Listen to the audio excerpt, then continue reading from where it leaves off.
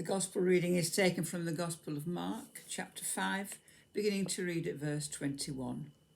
Glory to you, O Lord.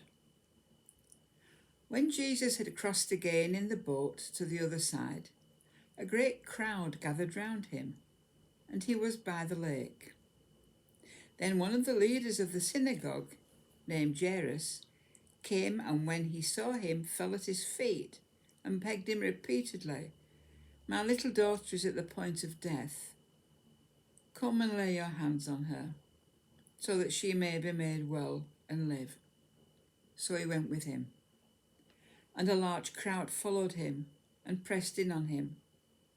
Now there was a woman who had been suffering from hemorrhages for 12 years. She had endured much under many physicians, and had spent all that she had, and she was no better, but rather grew worse. She had heard about Jesus and came up behind him in the crowd and touched his cloak. For she said, "If I but touch his clothes, I will be made well." Immediately her hemorrhaging stopped, and she felt in her body that she was healed of her disease. Immediately aware that power had gone forth from him, Jesus turned round and about in the crowd and said, "Who touched my clothes?" And his disciples said to him, "You see the crowd pressing in on you. How can you say, 'Who touched me?'" He looked all round to see who had done it. But the woman, knowing what had happened to her, came in fear and trembling, fell down before him, and told him the whole truth.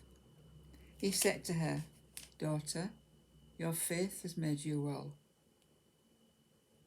Go in peace and be healed of your disease." While he was still speaking, some people came from the leader's house to say, "Your daughter is dead. Why trouble the teacher any further?" But overhearing what they had said, Jesus said to the leader of the synagogue, "Do not fear, only believe." He allowed no one to follow him except Peter, James, and John, the brother of James. When they came to the house of the leader of the synagogue, he saw a commotion, people weeping and wailing loudly.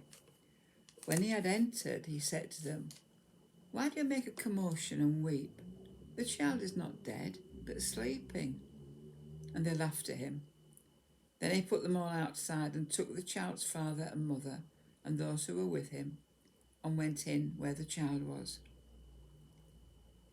He took her by the hand and said to her, "Talitha cum," which means, "Little girl, get up."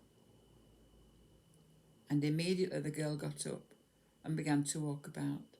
She was 12 years of age. At this they were overcome with amazement. He strictly ordered them that no one should know this, and told them to give her something to eat. This is the gospel of the Lord. Praise to you, O Christ.